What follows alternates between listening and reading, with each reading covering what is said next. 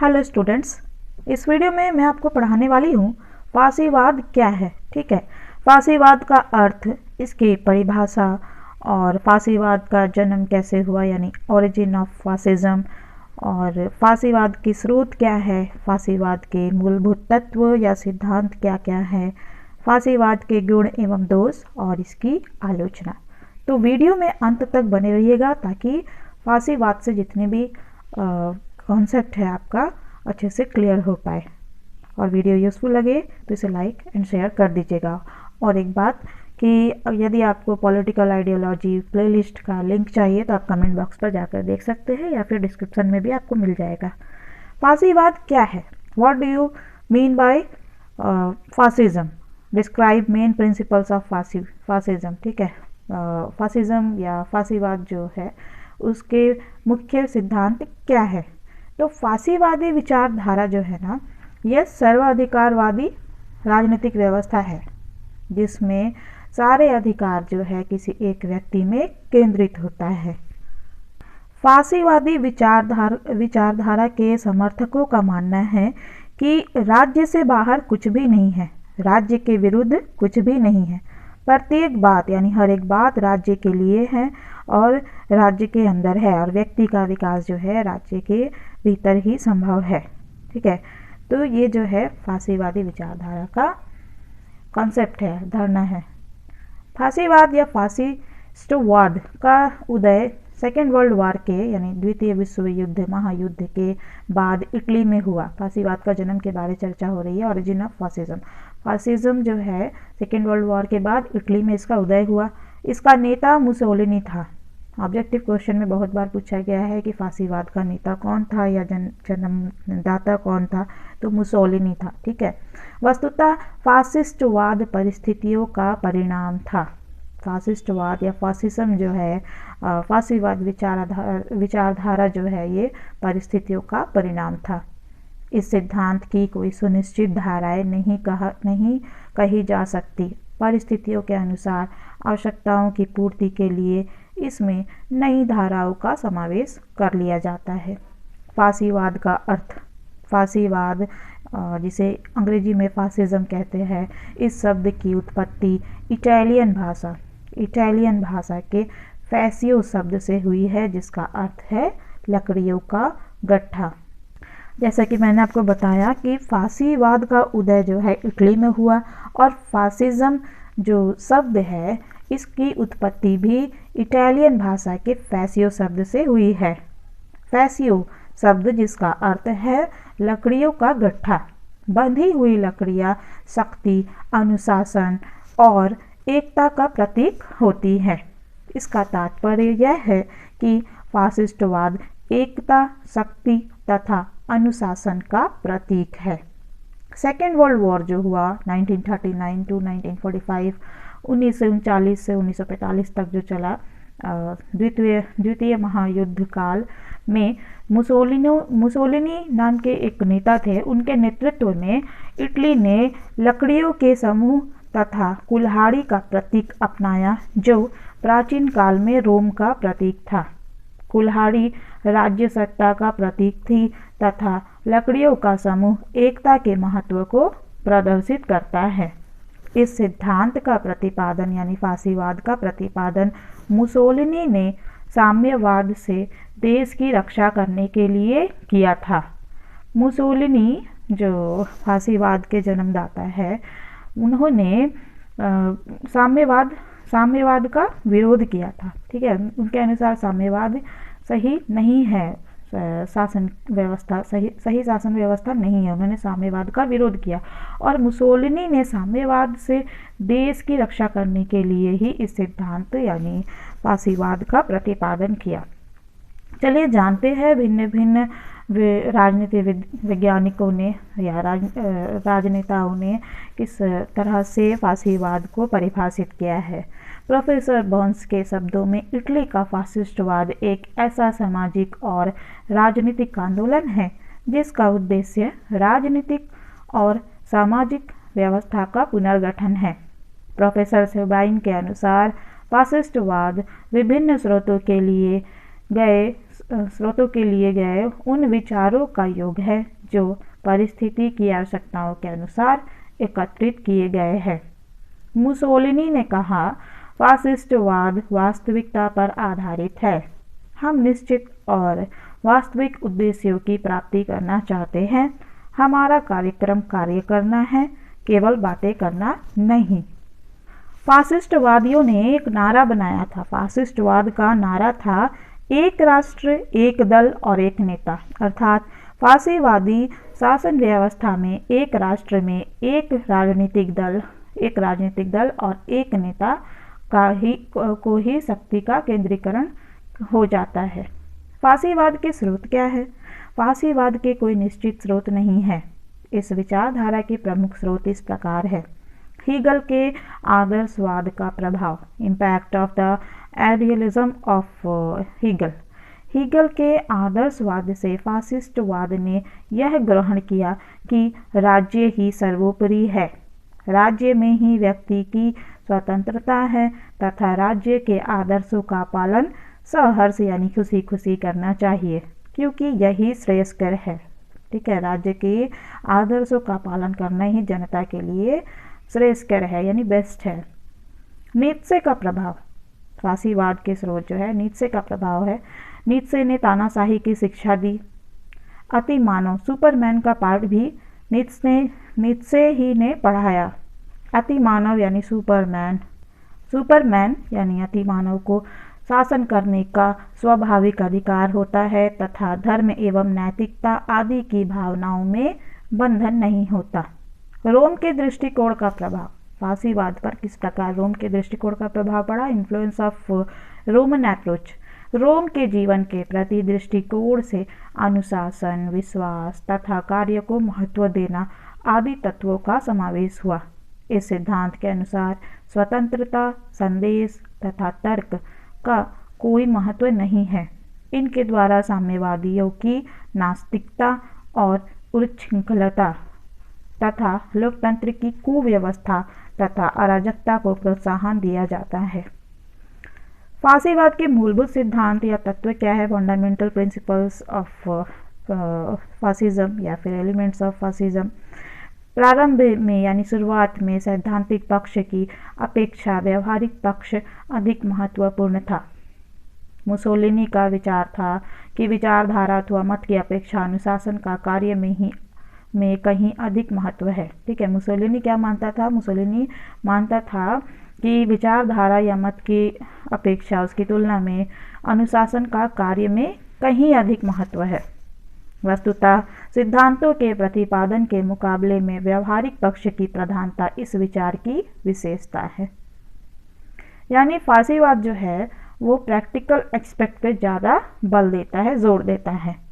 यह तर्क की अपेक्षा अनुभूति तथा विश्वास को महत्व देता है।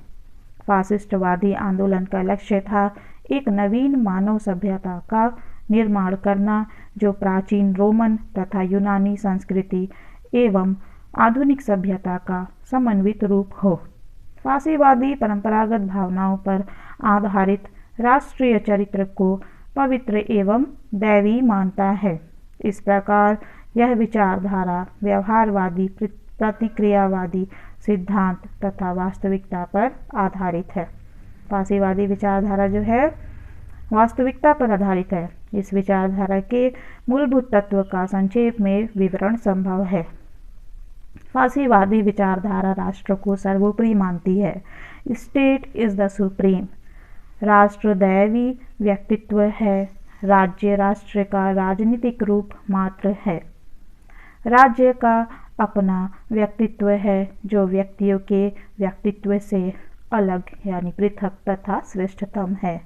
नागरिकों का कर्तव्य है कि उच्चतम संस्था राज्य के समक्ष वे पूर्ण रूप से आत्मसमर्पण कर दे। ठीक है, फासीवादी विचारधारा जो है वह मानता है कि राष्ट्र सर्वोपरि है और नागरिकों का यह कर्तव्य है कि वो राज्य के समक्ष अपनी पूर्ण रूप से आत्मसमर्पण कर दे। राज्य के आदेशों का पालन नैतिक कर्तव्य समझ कर करे। राष्ट्रीय राज्य ही लक्ष्य है, अतः राष्ट्र ही सर्वोपरि है। राज्य के बाहर कुछ नहीं। फासीवादी विचारधारा यह मानता है कि राज्य के बाहर कुछ नहीं है, इसलिए फासीवाद का सिद्धांत है राज्य के बाहर कुछ नहीं। Nothing is outside the state. फासिस्टवादी विचारक राज्य की निरंकुशता, प्रभुसत्ता में विश्वास रखते हैं। राज्य नैतिक अथवा वैज्ञानिक दृष्टियों से व्यक्तियों का पूर्ववर्ती है। व्यक्ति का सांस्कृतिक, सामाजिक और राजनीतिक विकास राज्य में ही रहकर होता है। राज्य में रहकर ही होता है। राज्य से बाहर वह कुछ भी प्राप्त नहीं कर सकता। व्यक्ति राज्य के विरुद्ध या राज्य के परे कुछ भी नहीं है।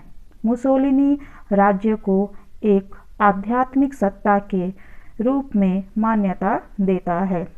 मुसोलिनी जो है वो राज्य को एक आध्यात्मिक सत्ता मानता है। मुसोलिनी की दृष्टि में राज्य व्यक्तियों की रक्षा करने के निमित्त पहरेदार मात्र नहीं है। निर्देशकों की परिषद की भांति राज्य कल्याणमय वातावरण निर्माण के लिए भी नहीं है। राज्य का ध्येय राष्ट्र के आर्थिक और सामाजिक संगठन की प्राप्ति है। और फासीवादी विचारधारा जो है व्यक्ति को साधन मानता है। व्यक्ति साधन मात्र इसका सिद्धांत है।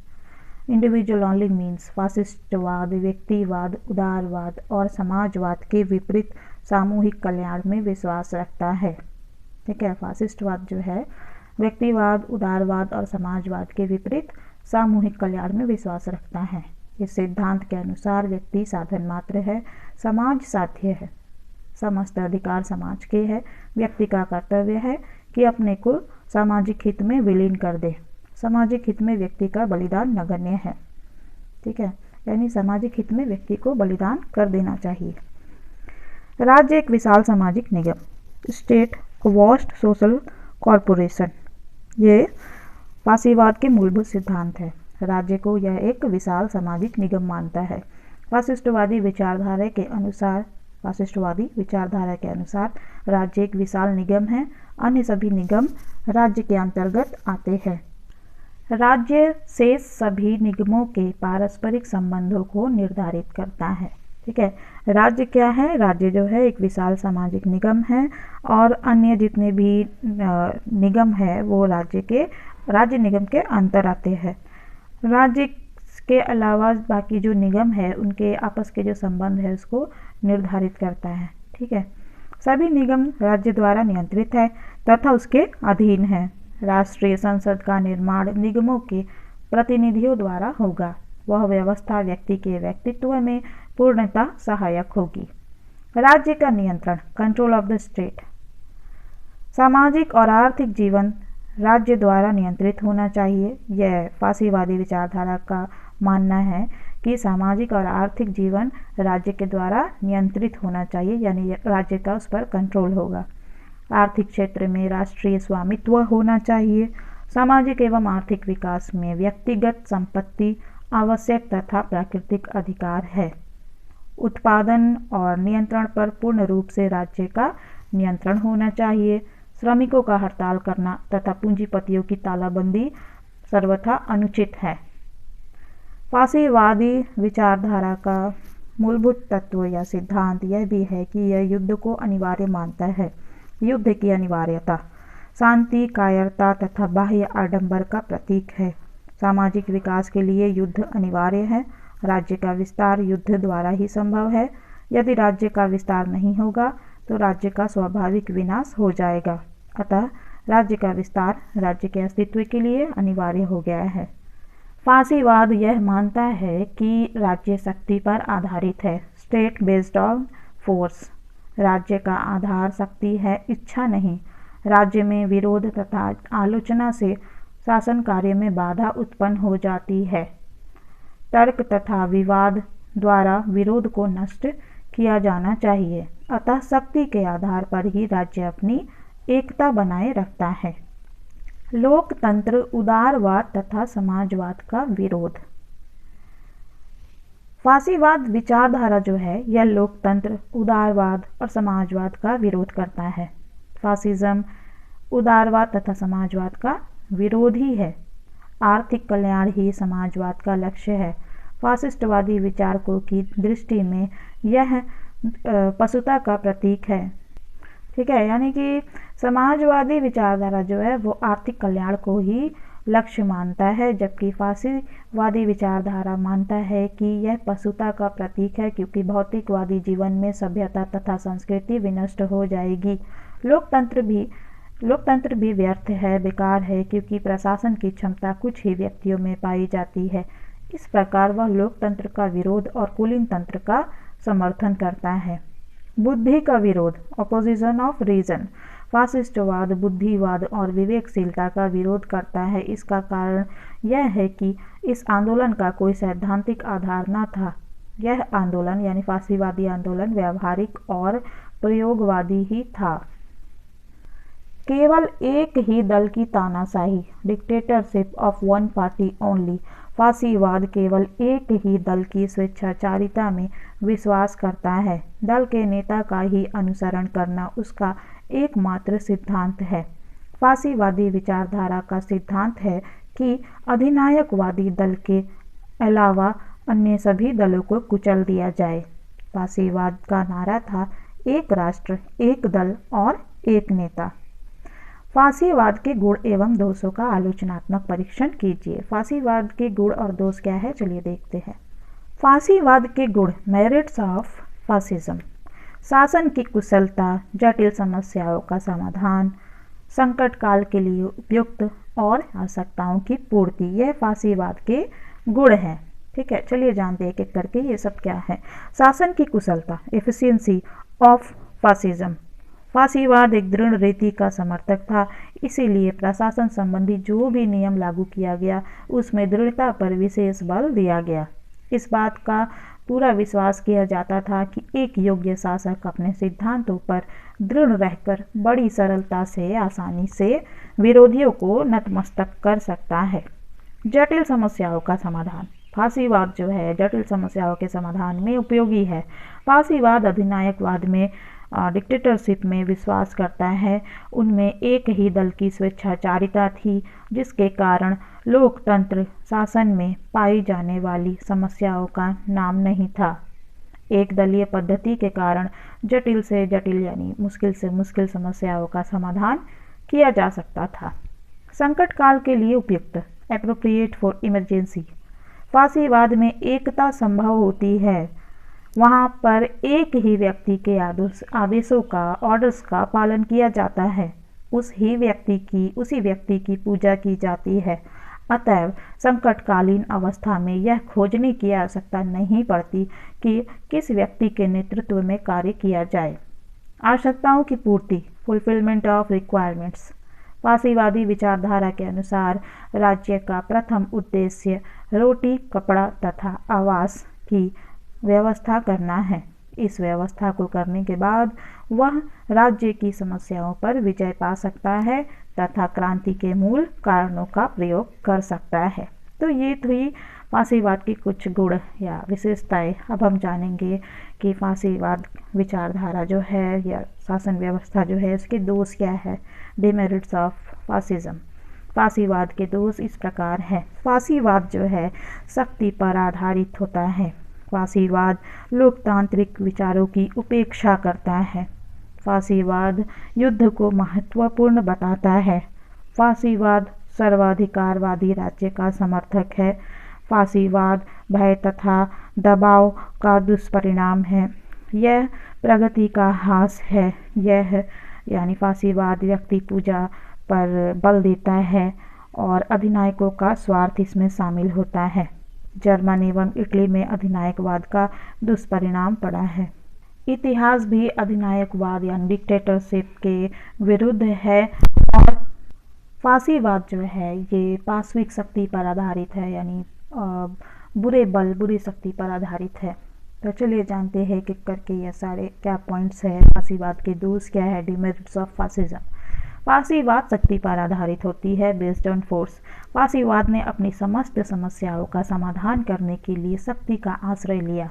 अपने विरोधियों का दमन करने, समाज में अनुशासन और व्यवस्था बनाए रखने, आक्रमण को रोकने, राष्ट्रीय गौरव की वृद्धि करने आदि कार्यों के लिए शक्ति को एक साधन माना है। शक्ति उनके लिए शक्ति एक साधन था। शक्ति द्वारा वास्तविक शांति स्थापित करना असंभव है, इम्पॉसिबल है। भय तथा शक्ति सामाजिक, आर्थिक और राजनीतिक व्यवस्था का अस्थायी ढंग से सुधार करते हैं। स्थायी आधार तो न्याय और औचित्य की भावना में ही हो सकती है। अतः फासिस्टवादियों का शक्ति में पूर्ण विश्वास करना सत्य से परे है। लोकतांत्रिक विचारों की उपेक्षा, डेमोक्रेटिक आइडियाज नेग्लेक्टेड। वस्तुतः यह शासन का स्थायी स्वरूप नहीं हो सकता। यह व्यक्तिगत स्वतंत्रता, स्वानुशासन, व्यक्तियों के मध्य क्षमता, लोकतंत्र आदि सिद्धांतों को हे दृष्टि से देखता है, यानी इन सबको बेकार मानता है। इटली तथा जर्मनी के शासकों ने जनता को क्षणिक गौरव और समृद्धि अवश्य प्रदान की, किंतु सर्वाधिकारवादी राज्य में तानाशाही के अधीन व्यक्तित्व को समाप्त कर दिया गया। व्यक्तियों के विकास में विवेक के लिए स्थान न रह गया। यंत्रवत आज्ञा पालन के अतिरिक्त उनमें विकास की प्रेरणा भी शेष न रह गई। यानी व्यक्तियों को एक मशीन की तरह, यंत्र की तरह आज्ञा पालन करना होता था और उसके अलावा उनमें विकास की कोई प्रेरणा भी नहीं बची। अत्याचार और दमन की भूमिका में कला, साहित्य, संस्कृति के विकास की कल्पना निरर्थक ही कही जा सकती है। युद्ध का महत्व। फासीवाद का एक दोष है कि ये युद्ध को महत्वपूर्ण मानता है। फासिज्म या फासीवाद जो है यह युद्ध का समर्थक है। अंतर्राष्ट्रीयता में उसका कोई विश्वास नहीं। युद्ध के द्वारा अन्य राज्यों को आत्मसात करने की प्रवृत्ति ही उसमें रही। परिणाम स्वरूप सेकेंड वर्ल्ड वॉर और उसमें स्वयं फासीवाद का विनाश हो गया। सर्वाधिकारवादी राज्य, टोटलिटेरियन स्टेट। फासीवादी राज्य में प्रत्येक व्यक्ति को एक कार्य सौंपा जाता है तथा उस पर उस बात की कड़ी देख रेख रखी जाती है कि वह इस कार्य को किस ढंग से तथा कितनी मात्रा में पूरी करता है या पूरा करता है। समाज में अपराधी तथा गंभीर दोषयुक्त व्यक्तियों के लिए तो यह व्यवस्था उपयुक्त हो सकती है, लेकिन सामान्य एवं उत्कृष्ट योग्यता रखने वाले मनुष्यों के लिए यह समुचित नहीं है। किसी राष्ट्र के सार्वजनिक और सांस्कृतिक जीवन का यदि इस प्रकार किसी विशेष केंद्र से भारी दमन व्यवस्था के साथ संचालन किया जाता है तो यह इसके साहित्य, कला, विज्ञान और विद्या के विकास की संभावना को समाप्त कर देता है। राज्य के हाथों में सारी शक्ति दे देने से मनुष्य का व्यक्तित्व ही नष्ट हो जाता है तथा वह राज्य का अनुचर मात्र ही रह जाता है। आइंस्टीन ने अपने लेख विज्ञान और अधिनायकवाद, साइंस एंड डिक्टेटरशिप में अधिनायकवाद के दुष्परिणाम का विवेचन करते हुए लिखा है कि एक अधिनायकवाद का तात्पर्य सब दशाओं में प्रतिबंध लगाना है। इसका परिणाम सभी कार्यों को बेकार बनाना है। विज्ञान भाषण की स्वतंत्रता के वातावरण में ही उन्नति कर सकता है। प्रगति का ह्रास, डिक्लाइन ऑफ प्रोग्रेस। अधिनायकवाद साहित्य और विज्ञान की प्रगति को रोक सकता है, अन्य बहुत सी भीषण बुराइयां उत्पन्न कर देता है। इसमें लोगों को दंड के भय से यानी पनिशमेंट के डर से बलपूर्वक कार्य करने की आदत डाली जाती है। इसके परिणाम स्वरूप उनमें स्वेच्छापूर्वक यानी अपनी इच्छा से कानून पालन करने की तथा अपने ऊपर अनुशासन रखने की वांछनीय मनोवृत्ति लुप्त हो जाती है। भय तथा दबाव का दुष्परिणाम, evil consequences of terror and force. फासीवादी व्यवस्था में भय तथा दबाव यानी फियर एंड प्रेशर के साधनों पर अत्यधिक बल देने से नागरिकों के मन और आत्मा का समुचित विकास नहीं हो पाता। वे डंडे से हाँके जाने वाले पशुओं के समान बन जाते हैं। उनकी यानी मनुष्य की, नागरिकों की स्वाभाविक चेतना, पुरुषार्थ तथा उद्यम की भावना क्षीण हो जाती है। वे अपनी उन्नति के लिए अधिनायक या नेता पर ही निर्भर हो जाते हैं। अधिनायकों यानी कि डिक्टेटर्स का जो स्वार्थ होता है इसमें निहित होता है। अधिनायकों का स्वार्थ, selfish interest of the dictators. फासीवादी व्यवस्था में अधिनायक अपनी शक्ति बनाए रखने के लिए शांति काल में भी आतंक और भय तथा युद्ध के उन्माद का वातावरण बनाए रखते हैं। देश में अपनी स्थिति सुदृढ़ बनाए रखने के लिए वे युद्धों पर बल देते हैं और देश को सर्वनाश के पथ पर अग्रसर करते हैं, यानी आगे ले जाते हैं सर्वनाश के रास्ते पे। व्यक्ति पूजा, हीरो वर्शिप, यह भी फासीवाद का एक आलोचना या दोष कह सकते हैं। अधिनायकवाद में नेता को देवता मानने के कारण उसकी भूलों का उस प्रकार संशोधन नहीं हो सकता जैसा कि लोकतंत्र द्वारा संभव है।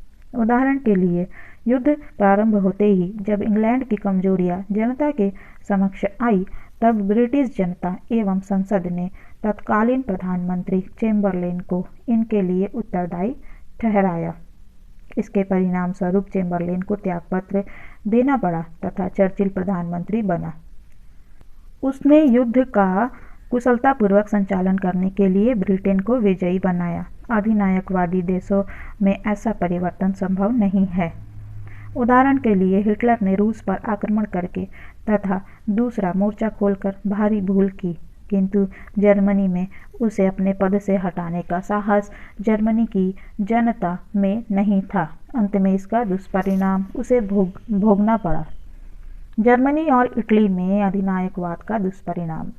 जर्मनी में नाजीवाद और इटली में फासीवाद, जिसे अधिनायकवाद का उदाहरण कहा जा सकता है। तो जर्मनी और इटली में अधिनायकवाद का दुष्परिणाम देखने को मिला। यह भी फासीवाद का एक दोष है। इन दोनों में, यानी जर्मनी और इटली में, अधिनायकवाद का अंतिम परिणाम इतना भीषण या भयानक था कि विध्वंस, विनाश और रक्तपात के अलावा कुछ भी नहीं बचा। अधिनायकवाद ने इनको जितना लाभ पहुंचाया था उससे कहीं अधिक हानि हुई। ठीक है, अधिनायकवाद ने जर्मन और इटली को जो फ़ायदा पहुंचाया उससे कहीं ज़्यादा नुकसान इटली को झेलना पड़ा। इतिहास अधिनायकवाद के विरुद्ध, हिस्ट्री अगेंस्ट डिक्टेटरशिप। आलोचकों का मत है कि इतिहास की साक्षी भी अधिनायकवाद के प्रतिकूल है। फ्रेंच राजाओं, रूसी जारों, तुर्की के सुल्तानों तथा चीनी सम्राटों के निरंकुश शासन के विवरणों से यह स्पष्ट है कि इनमें भ्रष्टाचार और कुशासन का प्रभुत्व रहा। प्रजा सदैव पीड़ित और दलित रही। इससे जनता को लाभ कम और हानि अधिक पहुंची। जर्मनी और इटली के अधिनायकवादी शासकों ने यह विस्मृत कर दिया कि युद्ध के बाद सभी देशों में विषम समस्याएं उत्पन्न हो गई थी। ब्रिटेन, फ्रांस आदि में लोकतंत्रों ने बड़ी सफलतापूर्वक अपनी मुद्रा पद्धतियों को ठीक किया, बाजारों को संतुलित किया तथा सार्वजनिक सुशासन की व्यवस्था की। फासीवाद या अधिनायकवाद जो होता है, ये पाशविक शक्ति पर आधारित होता है, बेस्ड ऑन ब्रूटल फोर्स। फासीवाद के द्वारा इटली में स्थापित अधिनायकवाद पाशविक शक्ति यानी ब्रूटल फोर्स पर आधारित था। इटली के दो महान विचारकों ने उसकी कड़ी आलोचना करते हुए मुसोलिनी के पतन से बहुत पहले 1912 में ही इसके अवश्यंभावी विध्वंस की घोषणा कर दी थी। यह युक्ति फासीवाद पर पूर्ण रूप से लागू होती है। इसका अभ्युदय यानी फासीवाद का अभ्युदय और उत्कर्ष हिंसा और शक्ति के बल पर हुआ तथा इसकी समाप्ति भी स्वदेशवासियों यानी उसके खुद के ही देशवासियों के द्वारा मुसोलिनी को गोली मार देने से तथा इटली के विश्व युद्ध में पराजित होने से हुई। ठीक है, तो फासीवाद का अंत किस प्रकार हुआ? फासीवाद का अंत जो हुआ वो फासीवादी जो नेतृत्व करता थे मुसोलिनी, उनको उन्हीं के देश की जनता यानी इटली की ही जनता ने गोली मार दी और इटली का जो विश्व युद्ध में जो हार हुई उसके कारण से मुसोलिनी को वहाँ की जनता ने गोली मार दी और इस प्रकार फासीवाद का अंत हुआ। फासीवाद अनिवार्यता एक दल की स्वेच्छाचारिता है। इस कथन की पुष्टि कीजिए। Fascism is essentially one party despotism discuss. तो जैसे कि मैंने आपको बताया कि फासीवाद का नारा था एक राष्ट्र एक दल और एक नेता। ठीक है, फासीवाद का नारा क्या था? एक राष्ट्र एक दल और एक नेता। तो यहाँ पे यही पूछा गया है कि इस कथन का पुष्टि करना है, इसको डिस्कस करना है। तो मुसोलिनी जो था फासीवाद का नेतृत्व करता या जन्मदाता, मुसोलिनी ने समय समय पर अपने विचारों में समय अनुसार परिवर्तन किया, चेंज किया और अंत में फासिस्टवादी विचारधारा का आश्रय लेकर इटली का अधिनायक बन गया। उसका अधिनायक केवल एक ही दल की स्वेच्छाचारिता का पोषक है। इस कथन के संदर्भ में फासिस्टवाद के कुछ कानूनों का वर्णन करना आवश्यक है। मुसोलिनी के उद्देश्य, ऑब्जेक्टिव्स ऑफ मुसोलिनी। मुसोलिनी चाहता था कि वैधानिक दृष्टि से फासिस्टवाद इतना शक्तिशाली हो जाए कि भविष्य में कोई भी दल उसका मुकाबला ना कर सके। विरोधी दलों के विरुद्ध कानून, इनैक्टमेंट अगेंस्ट अपोजिट पार्टीज। उन सब राज्य कर्मचारियों को अलग कर दिया जाता है जो फासिस्ट दल से संबंधित ना हो। साम्यवादी, उदारवादी आदि दलों को मान्यता नहीं दी जाती है। राजनीतिक दृष्टि से अपराधी व्यक्तियों की संपत्ति का अपहरण किया जाता है और इस कार्य के लिए विशेष न्यायालयों की स्थापना की जाती है। फासिस्ट दल के विरोधी समाचार पत्रों पर रोक लगा दी जाती है। फासिस्ट दल के नेता मुसोलिनी को राज्य भक्ति का प्रतीक माना जाता है। फासिस्ट दल ही संसद के सदस्यों की सूची स्वयं तैयार करता है। नेता की आज्ञा का निर्विरोध रूप में पालन किया जाता है। तो ये सब बातें जो मैंने बताई यह सिद्ध करता है कि फांसीवाद जो है एक दल की स्वेच्छाचारिता है। ठीक है, क्योंकि फांसीवाद में क्या हुआ था, फांसीवादी शासन व्यवस्था में जो भी मतलब गैर फांसीवादी दल उसका दमन किया गया। ठीक है, और फांसीवादी नेता मुसोलिनी को राज्य भक्ति का प्रतीक माना गया और फांसीवाद के विरुद्ध जो भी समाचार पत्र थे उन सब पर रोक लगा दी गई। फांसीवादी विचारधारा के विपरीत जो भी विचारधारा थी जैसे कि साम्यवाद, उदारवाद, सभी को मान्यता नहीं मिली, उनका दमन किया गया और उन सब राज्य कर्मचारियों को अलग कर दिया गया जो फासिस्ट दल से संबंधित नहीं थे और नेता की आज्ञा का बिना विरोध किए पालन किया गया। नेता कौन? जो फांसीवाद का जन्मदाता था मुसोलिनी, उसके ही आज्ञा का पालन किया गया। तो इस प्रकार कहा जा सकता है कि फांसीवाद जो है केवल एक दल की स्वेच्छाचारिता थी। दलीय एकता का नारा, स्लोगन ऑफ पार्टी यूनिटी। देश में अधिनायक दल के अलावा किसी भी दल को नहीं रहने दिया जाता। विरोध चाहे किसी भी रूप में हो उसे निर्दयतापूर्वक कुचल दिया जाता है। फासिस्टवादी एक राष्ट्र, एक दल तथा एक नेता में विश्वास करते हैं। योग्यतम व्यक्तियों के शासन में विश्वास, faith in the rule of the ablest person. Fascism का सिद्धांत है कि अशिक्षित साधारण जनता में शासन करने की योग्यता नहीं होती, अतएव कुछ शिक्षित एवं सभ्य व्यक्ति ही शासन करने में कुशल होते हैं और ये व्यक्ति केवल वे ही लोग हो सकते हैं जो अधिनायक दल के विश्वसनीय व्यक्ति है। यानी अधिनायक दल को मानने वाले व्यक्ति ही शासन करने योग्य होते हैं, ऐसा मानना है फांसीवादी विचारधारा का। फांसीवाद में राज्य की सर्वोपरिता, supremacy of state in fascism. फांसीवाद में राज्य की सर्वोपरिता को प्रधान माना गया है। राज्य के बाहर कुछ नहीं और राज्य के विरुद्ध कुछ नहीं, प्रत्येक राज्य के लिए ही है, यानी हर कोई राज्य के लिए ही है। इस कथन की समीक्षा करने के लिए हमें फांसीवाद में व्यक्ति, धर्म, स्वतंत्रता तथा राज्य के स्थान को देखना होगा। उन विभिन्न संस्थाओं पर भी ध्यान देना होगा जो व्यक्ति के सामाजिक, धार्मिक, राजनीतिक जीवन से संबंधित है। राष्ट्र के प्रति भक्ति, डिवोशन टुवर्ड्स द नेशन। फांसीवाद में राष्ट्रों को एक अंधविश्वास का रूप दिया जाता है। मुसोलिनी का कथन था कि मैंने राष्ट्र की महानता का एक अंधविश्वास पैदा किया है। व्यक्तियों को राष्ट्र के हितों को भी प्राथमिकता देनी है। राष्ट्रीय गौरव के लिए उन्हें यानी व्यक्तियों को प्रत्येक कष्ट देने के लिए तत्पर रहना चाहिए, क्योंकि राष्ट्र के गौरव से ही उनको गौरव प्राप्त हो सकता है। आसान भाषा में कहे तो मुसोलिनी मानता था कि राष्ट्र के लिए कोई भी कष्ट सहने के लिए व्यक्ति को तैयार रहना चाहिए, क्योंकि राष्ट्र के गौरव में ही व्यक्ति का गौरव है, उसे गौरव मिल सकता है राष्ट्र के गौरव से।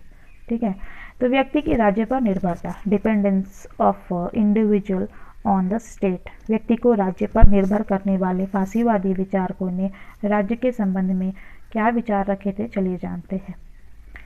फांसीवादियों का मानना था कि व्यक्ति को हर कार्य के लिए राज्य के प्रति आश्रित होना चाहिए। व्यक्ति के हितों को राज्य के लिए त्यागा जा सकता है। राज्य ही अंतिम उद्देश्य है और व्यक्तियों का सबसे बड़ा अधिकार राज्य का नागरिक होना है। राज्य एक आध्यात्मिक संस्था है। इसका उद्देश्य राजनीतिक, न्यायिक तथा आर्थिक संगठन को प्राप्त करना है।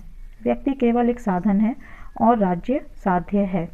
राज्य की अपनी अलग इच्छा, अपना अलग व्यक्तित्व, अतएव सभी व्यक्तियों को अपनी इच्छाएं राज्य के अनुकूल बना लेनी चाहिए। राज्य की आज्ञाओं का निर्विरोध पालन करते रहने पर ही व्यक्ति का विकास संभव हो सकता है। अर्थात फासीवादी विचारधारा की यह मान्यता है कि राज्य का बिना विरोध किए राज्य की आज्ञाओं का पालन करने से ही व्यक्ति का विकास यानी डेवलपमेंट जो है पॉसिबल संभव हो सकता है। राज्य एक प्रभुता संपन्न संस्था है और देश की समस्त शक्तियाँ उसी के नियंत्रण में रहती है। ये मानना है फासीवादी विचारधारा का। फासीवादी विचारधारा यह भी मानती है कि राज्य, समाज एवं राष्ट्र के हितों में समानताएं पाई जाती है। राज्य निरंकुशता का प्रतीक है, स्टेट सिंबल ऑफ डिस्पोटिज्म। फासीवादी विचारधारा राज्य को ही सर्वोपरि मानती है और राज्य को निरंकुशता का प्रतीक मानते हुए जिन बातों की ओर संकेत करती है वे इस प्रकार है। फासीवादियों का मानना है कि व्यक्ति के हित राज्य के हित से श्रेष्ठ नहीं है, अतः व्यक्तियों के हितों का राज्य के हितों के सामने बलिदान कर देना चाहिए। यानी जब राज्य के हित की बात आए तो व्यक्ति को अपने हितों का भी बलिदान कर देना चाहिए। अर्थात राज्य का हित जो है व्यक्ति के हितों की तुलना में सर्वोपरि होता है। कर्तव्यपरायणता, अनुशासनहीनता एवं आज्ञा पालन को ही प्राथमिकता दी जानी चाहिए। फासीवादियों का मानना है कि सामान्य स्वतंत्रता तथा बंधुत्व को भी स्थान नहीं देना चाहिए। इनके स्थान पर क्रमिक से श्रेष्ठता को मान्यता प्रदान की जानी चाहिए। सामान्य जनता में शासन करने की योग्यता नहीं होती है, अतएव राज्य की शक्ति केवल कुछ व्यक्तियों में निहित होनी चाहिए। स्वतंत्रता पर प्रतिबंध, रिस्ट्रिक्शंस ऑन लिबर्टी। राज्य की निरंकुशता के संबंध में फासीवादियों के स्वतंत्रता संबंधी विचारों का अध्ययन आवश्यक है। फासीवादियों का मानना है कि स्वतंत्रता राज्य द्वारा निर्धारित की जाती है और राज्य ही इस बात का निर्णय करता है कि स्वतंत्रता कितनी और किस प्रकार दी जाए। राज्य की अधिकतम भक्ति ही अधिकतम स्वतंत्रता का प्रतीक होती है, यानी जो राज्य की ज़्यादा से ज़्यादा भक्ति करेंगे उन्हें ज़्यादा से ज़्यादा स्वतंत्रता प्राप्त होगा। राज्य उन स्वतंत्रताओं को छीन लेता है जो नागरिकों के लिए हानिकारक हो। मताधिकार मिथ्या एवं बेकार है। ठीक है, फासीवाद क्या मानता है? फासीवाद मानता है कि मताधिकार एक बेकार अवधारणा है। राज्य से पृथक होकर व्यक्ति की स्वतंत्रता का कोई भी महत्व नहीं है। उक्त वर्णन से विदित है कि फासीवाद राज्य को ही सर्वोपरि मानता है। फासीवाद का कहना है कि राज्य के बाहर कुछ नहीं है, राज्य के विरुद्ध कुछ नहीं है, प्रत्येक व्यक्ति राज्य के लिए ही है। फासिज्म तर्क एवं बुद्धि का विरोध है, इस कथन की समीक्षा करें। फासिज्म इज एंटी इंटेलेक्चुअलिज्म और इरेशनलिज्म डिस्कस। फासिज्म जो है तर्क और बुद्धि का विरोध करती है। फासिज्म का अबौद्धिकतावाद, fascism against logic and reason, anti intellectualism of fascism. फासीवादी विचारधारा जो है वो बुद्धि एवं तर्क को महत्व नहीं देता। फासीवाद दर्शन की अबौद्धिकतावादिता का अर्थ यह है कि फासीवाद कोई भी निश्चित सिद्धांत नहीं है। फासीवादी विचारक किसी भी तर्क में विश्वास नहीं करते।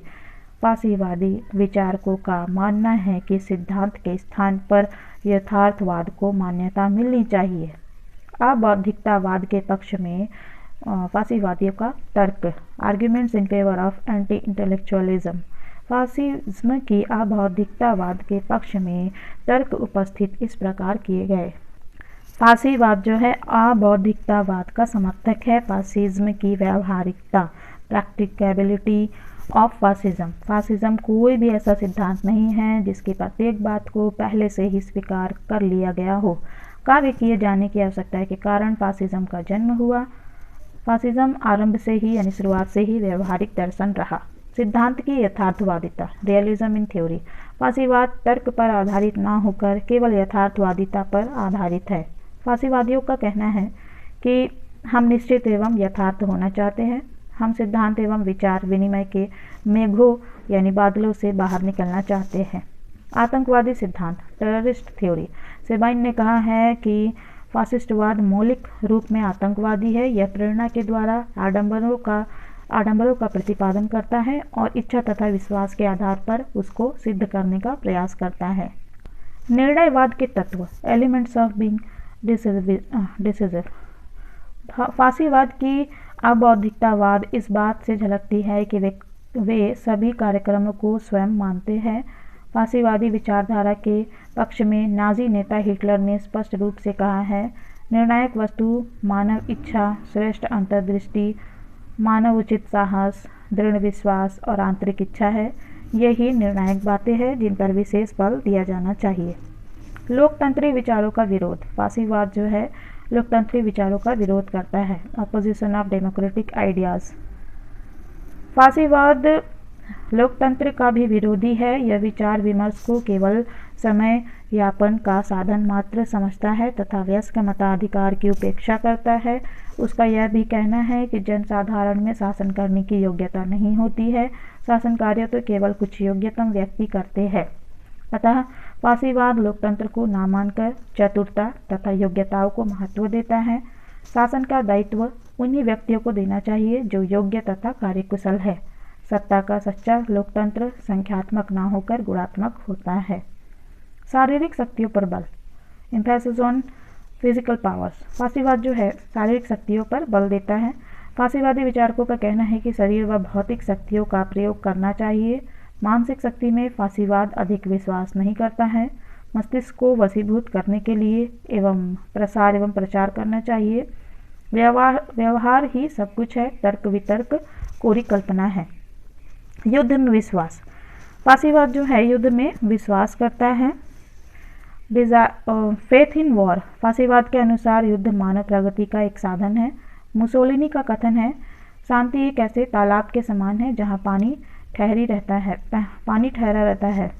उन्नति का अर्थ सदैव आगे बढ़ते रहना है। आगे बढ़ने का अर्थ है दूसरों को पैरों के नीचे कुचल देना। वीरतापूर्ण इच्छा। Desire embedded with bravery. फांसीवाद वीरतापूर्ण इच्छा को विशेष महत्व देता है। इतिहास के महान कार्य विवेक एवं बुद्धि के बल पर नहीं होते बल्कि वीरतापूर्ण इच्छा से होते हैं। जैसे जॉर्ज सारेल ने कहा है कि किसी भी बड़ी विचारधारा या आंदोलन के लिए एक कल्पना की आवश्यकता हुआ करती है। अबौद्धिकतावादिता की समीक्षा। Estimate of anti intellectualism. प्रत्येक विचारधारा के कुछ न कुछ मूलभूत सिद्धांत होते हैं जिनके कारण यह विचारधारा अन्य विचारधाराओं को प्रभावित करती है। फांसीवाद में हिंसा, युद्ध एवं शक्ति का समर्थन करते हुए कुछ ऐसे सिद्धांतों का अनुसरण किया गया जिन्होंने राजनीतिक दर्शन में विशेष परिवर्तन ला दिया था। सेबाइन ने लिखा है, फासिस्ट नेता विशेषकर पराजित एक आडंबरी व्यक्ति होता है और फासिस्ट दर्शन निसंदेह एक अशिष्ट एवं व्यंग्यपूर्ण चित्र की भांति था, लेकिन सभी व्यंग्यपूर्ण चित्रों की भांति वह किसी न किसी वास्तविक वस्तु से साम्य रखता था, चाहे अच्छा हो या बुरा। वह यूरोप के राजनीतिक विचारों के विकास और व्यवहार से संबंध रखता था और इस अर्थ में वह एक दर्शन था। अब आप जानेंगे कि फांसीवाद की क्या आलोचनाएं होती हैं। फांसीवाद की आलोचना और फासिज्म तथा साम्यवाद में कहाँ तक समानताएं तथा असमानताएं पाई जाती है, विवेचना कीजिए। ठीक है, फांसीवाद और साम्यवाद में क्या समानताएं और असमानताएं हैं, चलिए देखते हैं। फांसीवाद तथा साम्यवाद तुलनात्मक अध्ययन। Fascism and Nazism comparative study. फांसीवाद तथा साम्यवाद में समानताएं। Similarities between fascism and communism. परिस्थितियाँ के अनुसार क्या समानता है, चलिए देखते हैं। फांसीवाद तथा साम्यवाद दोनों ही विचारधाराओं का जन्म प्रथम युद्ध के बाद हुआ था। अतएव दोनों विचारधाराओं को युद्ध की परिस्थितियों ने अधिक प्रभावित किया था। सत्ता ग्रहण करने के साधन। दोनों ही विचारधारा यानी फांसीवाद और साम्यवाद ने सत्ता ग्रहण करने के समय समान परिस्थितियों से लाभ उठाया था। दोनों विचारधाराओं के आविर्भाव के समय चारों ओर अव्यवस्था एवं अराजकता छाई हुई थी। अतएव परिस्थितियों का लाभ उठाकर दोनों ही विचारधाराओं ने अपनी सत्ता धारण की थी। दलीय शासन पद्धति, पार्टी रूल। दोनों विचारधाराएं यानी कि फांसीवाद और साम्यवाद एक ही दलीय पद्धति की समर्थक है, अर्थात दूसरे शब्दों में दोनों विचारधाराएं यानी फांसीवाद और साम्यवाद एक दलीय सरकार की समर्थक है। फांसीवाद एक दल का समर्थन करता है और साम्यवाद भी एक दल का समर्थन करता है। ये इन दोनों में समानता है। आत्मगौरव, सेल्फ प्राइड। दोनों ही विचारधारा यानी फांसीवाद और साम्यवाद स्वयं को जनता के प्रतिनिधि होने का दावा करता है। जिस प्रकार साम्यवाद स्वयं को जनता की भावनाओं का एकमात्र प्रतीक मानता है, उसी प्रकार फांसीवाद भी स्वयं को जनता का सच्चा प्रतिनिधि मानता है। अनुशासन प्रियता के आधार पर क्या समानता है दोनों में? Level of discipline. दोनों ही विचारधारा यानी फांसीवाद और साम्यवाद दोनों ही विचारधाराएं अनुशासन एवं दलीय संगठन पर विशेष बल देती है और राज्य की निरंकुशता में विश्वास करती है तथा लोकतंत्रवाद का विरोध करती है। दलीय नेता में विश्वास। दोनों ही विचारधाराएं यानी फांसीवाद और साम्यवाद दोनों ही विचारधाराएं दलीय संगठन को ही सरकार समझती है। दल तथा सरकार में इनकी राय के अनुसार कोई भी अंतर नहीं है। दल के नेता को ही ये लोग सरकार का नेता, संचालक या अधिनायक मानते हैं। सरकार में श्रद्धा, फेथ इन द गवर्नमेंट। दोनों ही विचारधाराएं यानी फांसीवाद और साम्यवाद दोनों ही राज्य की निरंकुशता में विश्वास करती है और सरकार की निंदा को सहन नहीं कर सकती। वे राज्य को ही सब कुछ मानते हैं और राज्य के बाहर कुछ भी नहीं समझते। कर्तव्यों पर विशेष बल, एम्फेसिस ऑन ड्यूटीज। दोनों ही विचारधाराएं यानी फांसीवाद और साम्यवाद राज्य की फांसीवाद और साम्यवाद दोनों ही विचारधाराएं नागरिकों के अधिकारों की अवहेलना कर कर्तव्यों पर बल देती है। कर्तव्यों का पूर्ण ध्यान रखना चाहिए, उनको अधिकारों की ओर विशेष ध्यान नहीं देना चाहिए। संघर्ष का पक्षपात, सपोर्ट ऑफ कॉन्फ्लिक्ट। दोनों ही विचारधाराएं संघर्ष की पक्षपाती है। फांसीवाद के अनुसार युद्ध में महत्व को स्वीकार किया जाता है, युद्ध के महत्व को स्वीकार किया जाता है और युद्ध को ही मानव प्रगति का प्रतीक समझा जाता है। इसी प्रकार साम्यवाद भी वर्ग संघर्ष को महत्व देता है और वर्ग संघर्ष को ही सामाजिक प्रगति का प्रतीक मानता है। राज्य एक साधन के रूप में, स्टेट एज एन एंड। दोनों विचारधाराओं के अनुसार व्यक्ति का राज्य की अपेक्षा कोई भी महत्व नहीं है। राज्य ही सब कुछ है। व्यक्ति को राज्य के लिए बलिदान करने के लिए हर समय तैयार रहना चाहिए और राज्य के प्रति भक्ति को ही एकमात्र कर्तव्य समझना चाहिए। राज्य एक साध्य और व्यक्ति साधन है। इस प्रकार दोनों विचारधाराएं उदारवाद के मौलिक सिद्धांतों, व्यक्ति की गरिमा तथा महत्व, समस्त व्यक्तियों की मौलिक समानता तथा स्वतंत्रता के विचारों का खंडन करती है। फांसीवाद और साम्यवाद में असमानताएं क्या है? Dissimilarities between fascism and communism. यद्यपि साम्यवाद तथा फांसीवाद दोनों विचारधाराओं में बहुत कुछ समानताएं पाई जाती है, लेकिन इन दोनों में अंतर भी पाया जाता है। राज्य का अस्तित्व, एग्जिस्टेंस ऑफ द स्टेट।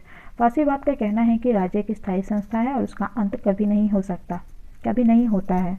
यह शाश्वत संस्था है और इसके लिए व्यक्ति का बलिदान किया जा सकता है। लेकिन साम्यवादी विचारकों का कहना है कि राज्य स्थायी संस्था नहीं हो सकती है, उसका धीरे धीरे पतन हो जाएगा और अंत में एक वर्गहीन समाज की स्थापना हो जाएगी। भावी समाज, आइडियल स्टेट। साम्यवाद का कहना है कि राज्य धीरे धीरे तिरोहित हो जाएगी और उसके बाद एक संक्रमण काल आएगा जिसमें सर्वहारा वर्ग का अधिनायक तंत्र स्थापित होगा और उसके उपरांत धीरे धीरे एक वर्ग विहीन समाज की स्थापना हो जाएगी। किंतु फांसीवादियों का ऐसा कोई भी विचार नहीं है। वे किसी भी समाज में वर्गहीनता की कल्पना नहीं करते। पूंजीवाद, कैपिटलिज्म। साम्यवादी विचारधारा पूंजीवाद के विरुद्ध एक प्रतिक्रिया के रूप में कार्य करती है, लेकिन फांसीवाद में पूंजीवाद के विरुद्ध कोई भी प्रक्रिया नहीं है।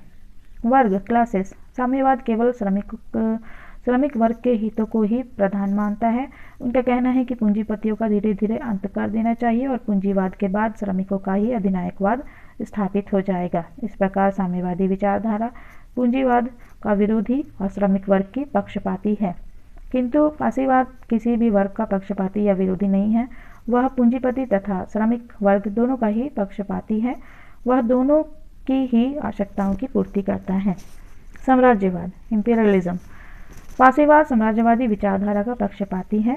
वह राष्ट्र प्रेमी होने के कारण उग्र राष्ट्रीयता का पक्षपाती है और साम्राज्य विस्तार की नीति का आश्रय लेकर अपने सिद्धांत का प्रचार एवं प्रसार करना चाहता है। वह युद्ध प्रेमी है, किंतु साम्यवादी विचारधारा साम्राज्यवाद की विरोधी है। साम्यवाद का कहना है कि वर्ग संघर्ष के परिणाम स्वरूप एक वर्ग विहीन समाज की स्थापना होगी जिसमें राज्य की भी आवश्यकता नहीं होगी। तब साम्राज्यवाद का कोई भी प्रश्न नहीं रहेगा। सिद्धांतों के आधार, बेसिस ऑन द थ्योरीज। फांसीवादी विचारधारा यथार्थवादी है। वह किसी भी सिद्धांत में विश्वास नहीं करती है, लेकिन साम्यवादी विचारधारा वैज्ञानिक सिद्धांतों पर आधारित है।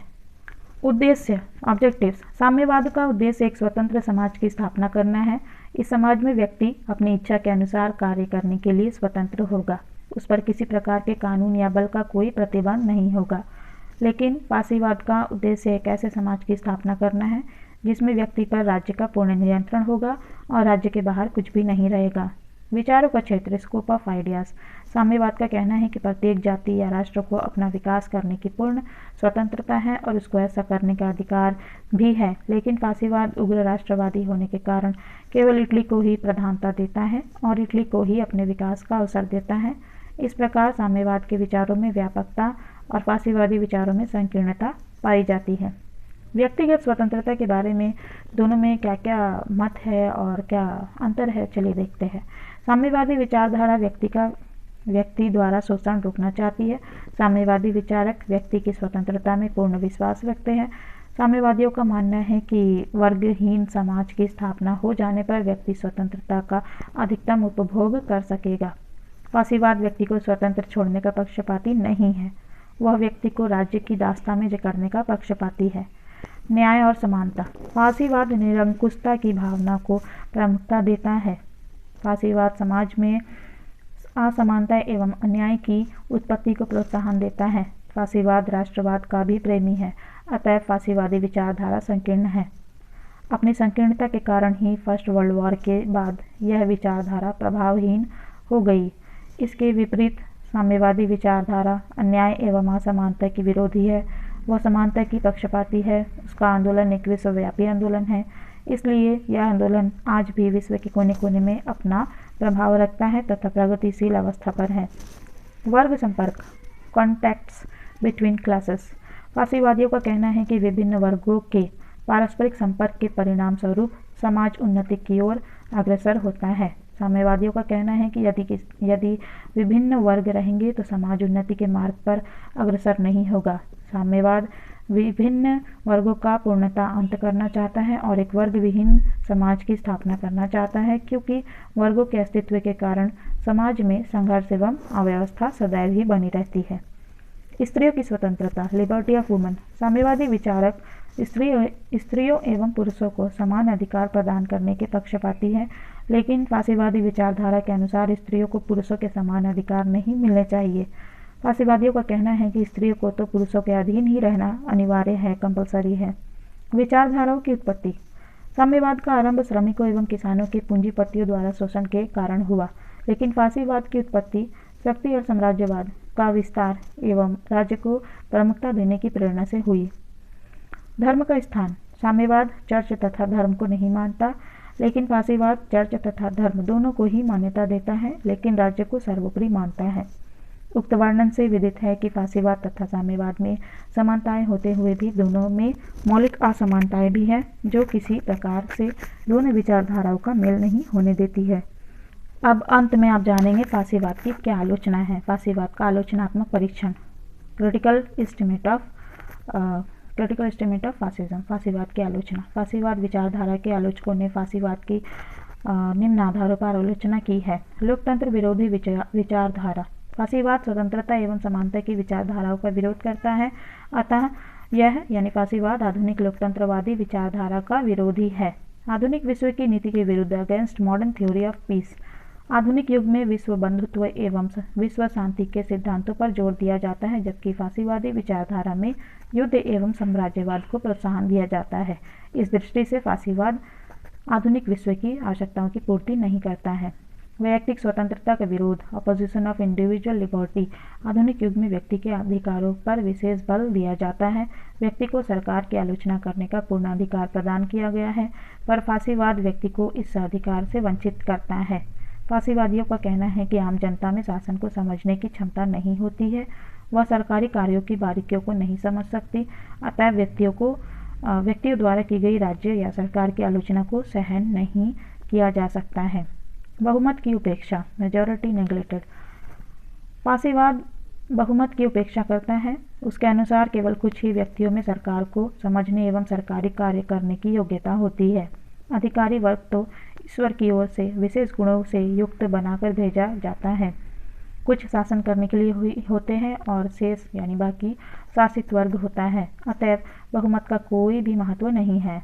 तर्कहीन विचारधारा, इलॉजिकल आइडियोलॉजी। फासीवादी विचारधारा तर्कहीन एवं सिद्धांतहीन है। फासीवादियों का केवल इतना कहना है कि संघर्ष करो, लड़ाई करो, राज्य की प्रत्येक आज्ञा पर विश्वास करो, क्योंकि तर्क एवं विचार सभी व्यर्थ वस्तुएं हैं। ये सिद्धांत आधुनिक युग की विचारधारा से साम्य नहीं खाते हैं। अहिंसा के विरुद्ध, अगेंस्ट अहिंसा। फांसीवाद हिंसा एवं युद्ध को प्रोत्साहन देता है। यह विचारधारा यानी फांसीवादी विचारधारा आधुनिक युग की विचारधारा के अनुकूल नहीं है, क्योंकि आधुनिक युग में अहिंसा एवं विश्व शांति को प्रोत्साहन दिया जाता है। जनता के विकास का विरोधी, opponent of the development of the people. फांसीवाद भय, आतंक, अशांति एवं युद्ध का पोषक है। अतः फांसीवाद जनता के विकास का विरोधी है। जनता का विकास तो शांति, सद्भावना एवं सहयोग पर निर्भर है, जिसमें भय, आतंक, अशांति आदि सभी फांसीवादी बातें नहीं होती है। व्यक्ति के विकास में बाधक। फांसीवाद का कहना है कि राज्य ही सब कुछ है, राज्य के बाहर कुछ नहीं है। राज्य की आज्ञा का पालन करना व्यक्ति का कर्तव्य है। राज्य के विरुद्ध व्यक्ति का कोई भी अधिकार नहीं है। ऐसी दशा में फांसीवादी विचारधारा व्यक्ति के विकास में बाधक है। उग्र राष्ट्रीयता का प्रेमी, लवर ऑफ एक्सट्रीम नेशनलिज्म। फांसीवाद इटली तथा इटली निवासियों को ही योग्यतम समझता है। इस दृष्टि से वह संकीर्ण राष्ट्रीयता का समर्थन करता है। निरंकुशता का प्रतीक, सिंबल ऑफ डिस्पोटिज्म। फांसीवाद सरकार में अवसरवादिता को प्रोत्साहन दिया जाता है और अधिनायक तंत्र की स्थापना पर विशेष बल दिया जाता है। इन सब बातों से यही निष्कर्ष निकलता है कि फांसीवादी विचारधारा व्यक्ति के अधिकारों का शोषण करती है और निरंकुशता का प्रतीक है। फांसीवाद अधिनायकवादी है।